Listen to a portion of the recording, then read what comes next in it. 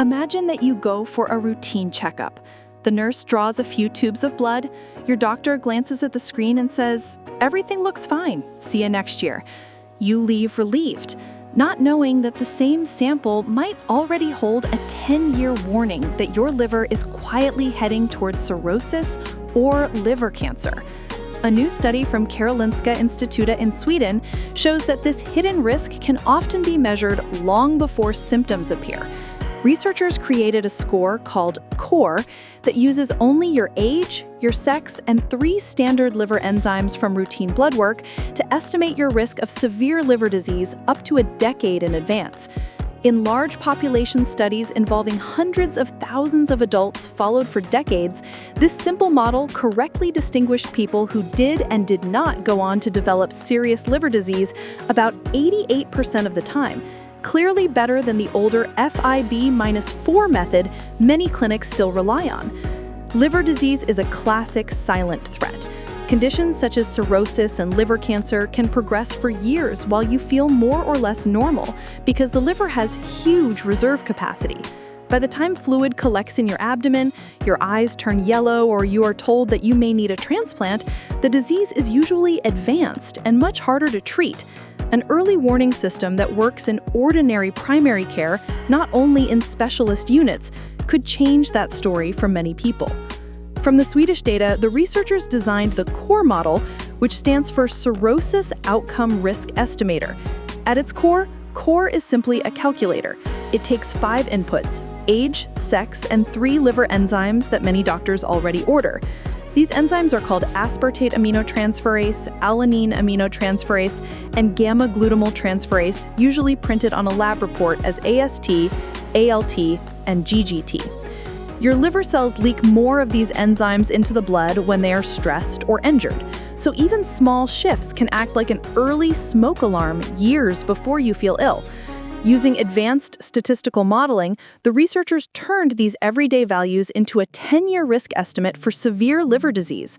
When they tested CORE, it achieved a 10-year area under the curve of about 88%, meaning that in most cases it gave higher risk scores to people who would later develop serious liver outcomes than to those who would not. The FIB-4 score, a widely used older tool, scored around 79% on the same data.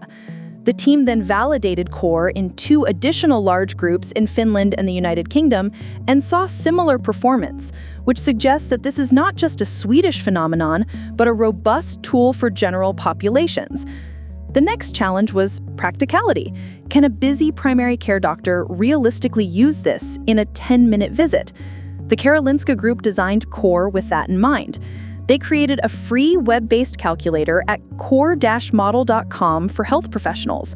A clinician can enter age, sex, and the 3 enzyme values and receive a 10-year risk estimate in seconds right alongside the rest of your lab results. Instead of glancing at borderline liver tests and saying, "We will keep an eye on this," the doctor can see whether those numbers place you in a clearly high-risk category that deserves earlier action. Imagine 2 58-year-old patients who both feel fine.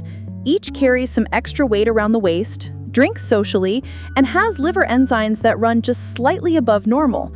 Without a structured tool, both might be told to return in a year. With CORE, one of them might be flagged as having a much higher 10-year risk than the other. For that high-risk patient, the plan might change to include an ultrasound or a liver stiffness scan, more intensive counseling on alcohol and diet, stricter control of blood sugar and cholesterol, and perhaps an early referral to a liver specialist while the disease is still reversible. It is equally important to be clear about what CORE does not do. It does not tell you with certainty that you will or will not develop cirrhosis or liver cancer, and it does not replace common sense about obvious risks such as heavy drinking, viral hepatitis, or rapidly rising liver enzymes. A low score is not a license to ignore warning signs, and a high score is not a sentence. It's a probability estimate built from long-term data that helps your clinician decide who needs closer monitoring and earlier intervention. The researchers also note that CORE still needs more testing in especially high-risk groups, such as people with type 2 diabetes and obesity, and that it will work best when it's built directly into electronic medical record systems rather than used on a separate website. So, what can you do with this information today? First, if you've had blood work in the past few years, check whether AST, ALT, and GGT appear on your lab report or in your online portal. You don't need to calculate anything yourself, but noticing whether these enzymes are normal, slightly high, or creeping upward over time gives you a starting point. Second, at your next visit, you might say, I read about a new core liver risk score from Karolinska Institutet that uses age, sex, and 3 routine enzymes to estimate 10-year risk of cirrhosis. Based on my labs and my risk factors, do you think a tool like that is relevant for me?